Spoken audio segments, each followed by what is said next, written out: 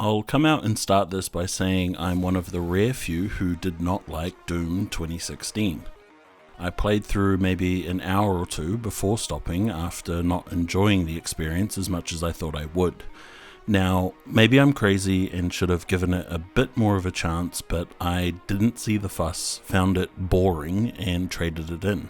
But because of that, when Doom Eternal was announced, I wasn't that excited and didn't pay it much attention. The reviews began to roll in, everyone was loving it, and I kept reading how different it was to 2016. How people who played Doom 2016 shouldn't expect the same thing, and that this was an evolutionary step in the right direction. And considering we're on lockdown for the next 4 weeks in New Zealand, I decided to bite the bullet and get the game. I've finished it, and can confidently say that this game is fucking incredible.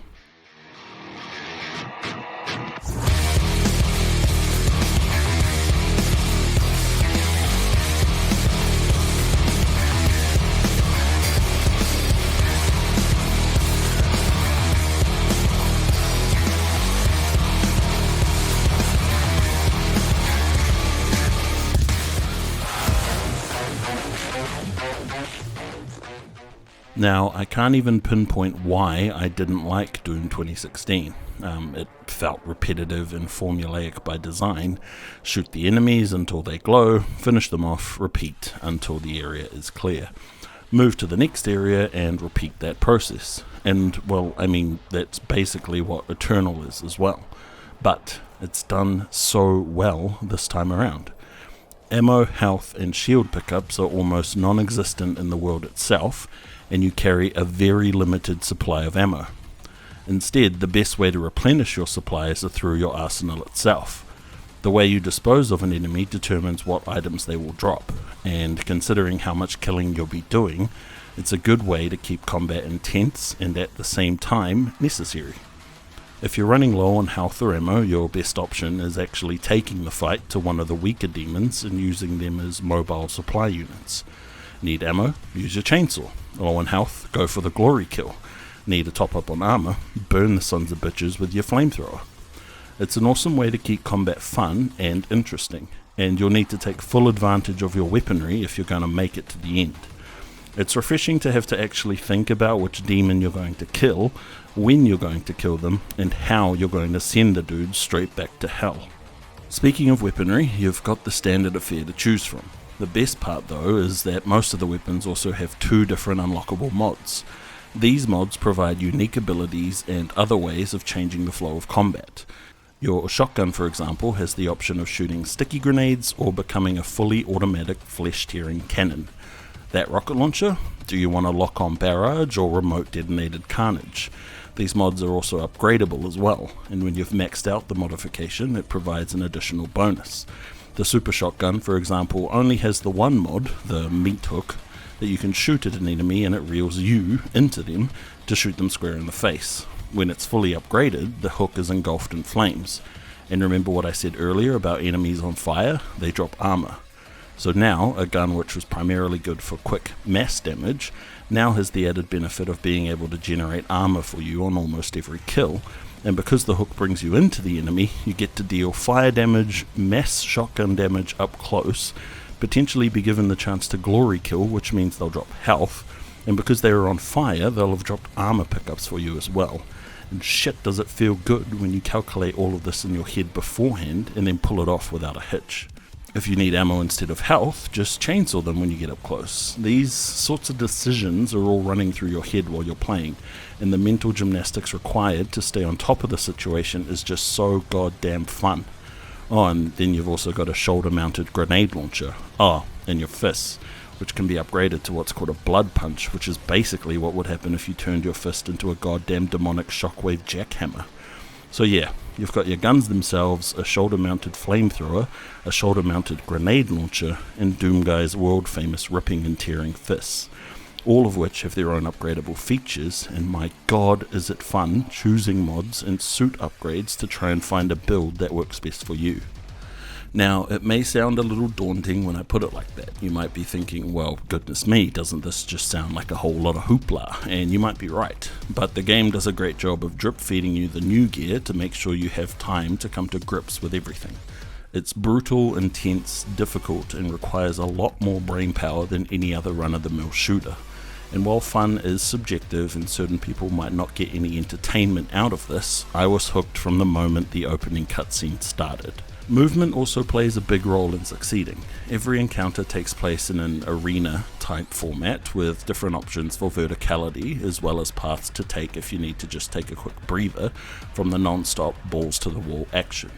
Your maneuverability includes double jumping as well as a dash, which is handy for getting in close or getting out of the trickier situations. There are also a lot of conveniently placed monkey bars around the arenas which can be used to swing on and vault off of to get to different areas or just to rain down on the demons below you. Using the entirety of the arena is almost a necessity. Often there will be armor or health pickups tucked away somewhere or the odd buff to help even the playing field. Because we're talking about movement, I will just say the platforming sections of this game were my least favourite. Not because they were too hard, but just because sometimes the controls were a little unresponsive or I would get stuck in a cliff randomly and have to reload a checkpoint. And they often felt unnecessary and only there to try and provide something else to do and give yourself an extended breather from all the killing. But hey, variety, am I right? A big part of the enjoyment for me also came from the soundtrack. Mick Gordon and the team have done it again. As someone who has always listened to rock and metal music, playing this game is like living out every angsty teenager's wet dream.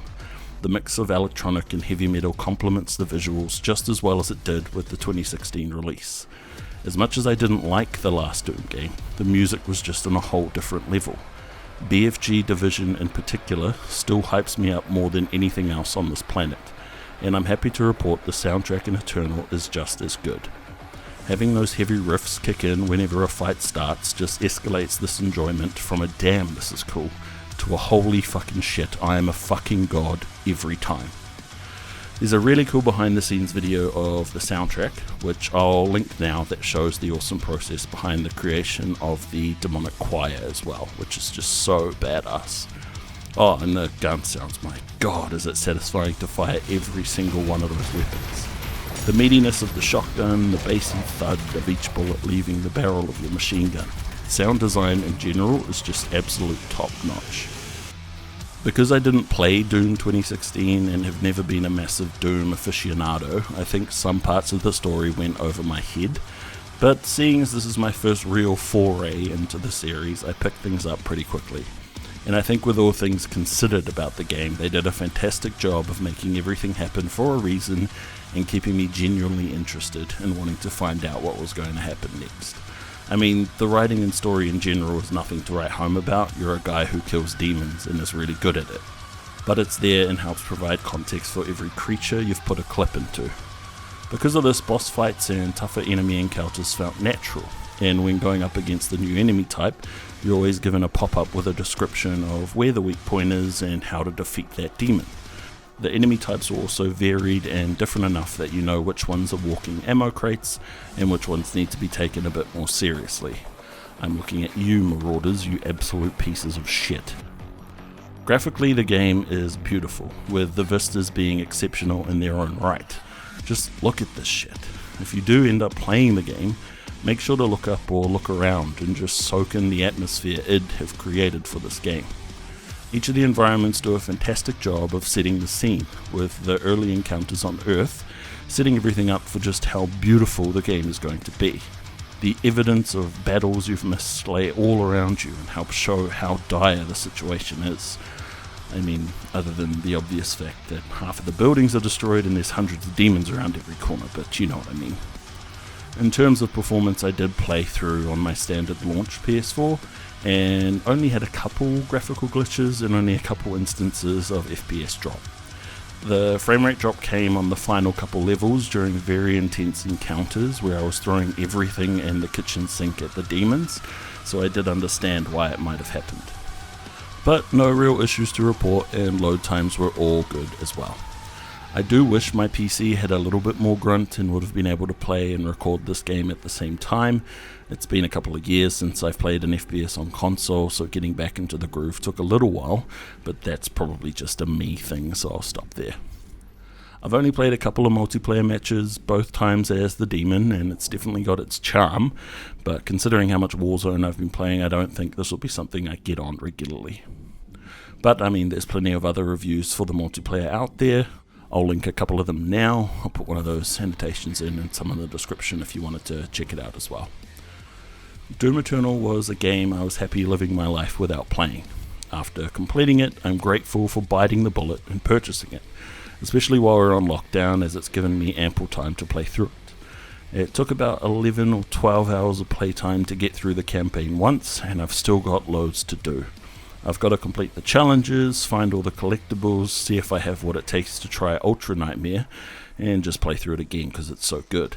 I know there are people out there who don't like how little ammo you're able to carry, and that it takes away from the balls to the wall combat, but there's something so brilliant in having to use every gun and ability at your disposal in order to succeed.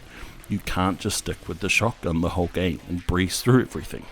You have to use all of the powers bestowed upon you in order to kill as many fucking demons as possible, look badass as fuck while doing it, and trying your goddamn hardest to not headbang in your chair while all of this magnificence is happening in front of you. I'd recommend this for anyone who likes first-person shooter games in general and is looking for a challenge. It reminded me a lot of Dark Souls in that with every death I learned something new and immediately knew where I had gone wrong. I knew when I had no ammo for my shotgun and should have chainsawed one of the baby demons for a top-up. I knew I was low on health and should have glory killed that son of a bitch, and I always wanted to get straight back into the action. Except for the first couple Marauder fights, god damn did those bastards make me rage quit. Doom Eternal is a fantastic game. It's tactical in the best way as non-stop demon slaying goodness, and fills that unknown void you have for a skill-based arena shooter. Simply put, I consider this a must play.